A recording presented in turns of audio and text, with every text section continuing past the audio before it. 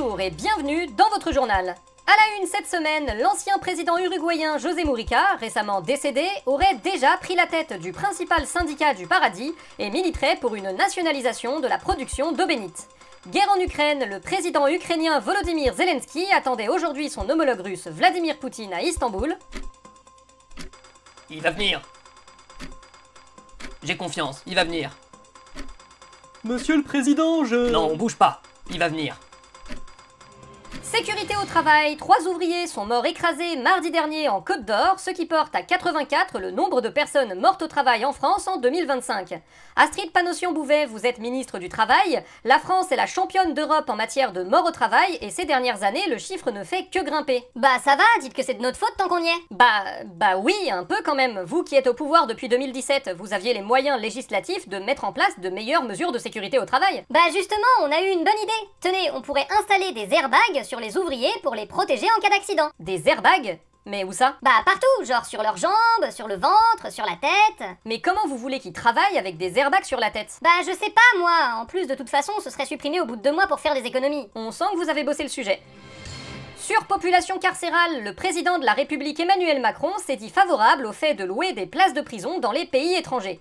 Emmanuel Macron, vous n'êtes pas sérieux? Bien sûr que si, c'est encore une idée de génie, je trouve. Je sais que j'en ai souvent, mais là, quand même, je me suis surpassé. Je vous l'accorde, mais vous pensez à des pays en particulier? Bah, je sais pas, par exemple, la Russie, la Chine, l'Égypte, l'Algérie. Ils ont toujours sous-traité des trucs pour nous, ils peuvent bien sous-traiter nos tolards. Et vous êtes sûr que ces pays garantiront le respect des droits humains des prisonniers français? Les quoi, humains? Royaume-Uni, le gouvernement travailliste s'est félicité d'une croissance légèrement supérieure aux prévisions au premier trimestre 2025. Keir Starmer, vous êtes le chef de ce gouvernement, êtes-vous satisfait de ces résultats? Tout à fait, ils apportent la preuve que notre travail paye et que nous pouvons tenir nos objectifs budgétaires. Oui, enfin vous emballez pas trop non plus, on parle d'une croissance de 0,7%, c'est pas glorieux. Non mais attendez, nous on avait annoncé 0,6% et au final on a fait 0,7%. C'est un dixième de pourcent de plus que prévu, on est vraiment trop fort. L'événement de la semaine, c'était la commission d'enquête à laquelle était convoqué François Bayrou concernant l'affaire Betterham. Nous avons pu suivre son déroulement. Bonjour Monsieur Bayrou, nous vous remercions d'avoir accepté cette convocation. C'est un procès politique, je ne me tairai pas et on ne me taira pas. C'est le pouvoir qui essaye de me bâillonner.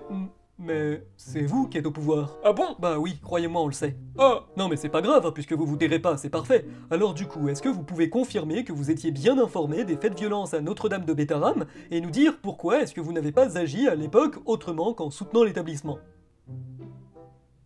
Vous vous taisez là. Ah, et regardez, j'ai apporté un livre avec moi. Vous savez ce que c'est, hein? Oui, mais c'est pas ma C'est le question. livre sur LFI, sur vous. Ah, vous savez plus quoi dire, hein? Si, que c'est pas le sujet. On est là pour parler de l'affaire Betterham. Bon? Oui, oui. Ah, pardon, j'avais oublié. C'est que j'ai de petites pertes de mémoire. C'est bête, hein? Je risque de pas me souvenir de quoi que ce soit qui a pu se passer à Betterham entre 1996 et 1998. Vous avez aucune intention de rester sérieux plus que 5 secondes d'affilée, donc. Non! De toute façon, c'est une procédure abusive lancée par l'opposition. Cette commission a été approuvée à l'unanimité par l'Assemblée nationale. Rien à foutre. Et elle, c'est Violette Spibou, elle est littéralement dans votre camp. Bah oui. Toujours rien à foutre. Il m'énerve. Ouais, là, même moi. J'espère que vous êtes content de l'avoir foutu à ce poste. Eh oh, c'est pas moi qui l'ai choisi, hein? Ouais, bah vous l'avez pas censuré non plus. C'est sûr que toi t'aurais préféré ton gourou Mélenchon? Non, mais tu sais ce qu'il te dit, mon gourou?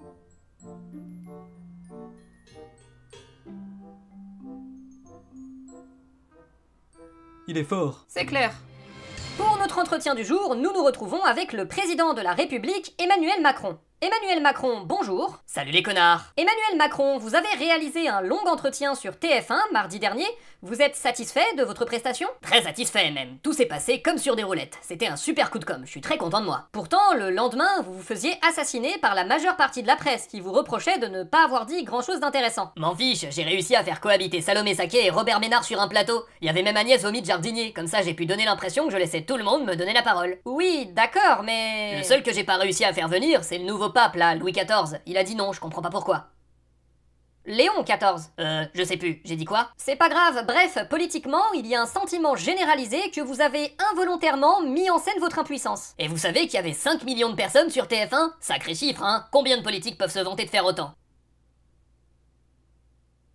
Vous allez rester dans le déni de votre situation pendant combien de temps encore? Laissez-moi m'auto-persuader que je suis populaire, s'il vous plaît. Pensez à ma santé mentale. C'est pas comme si vous pensiez beaucoup à la nôtre. Nous vous souhaitons une fin de journée. À bientôt!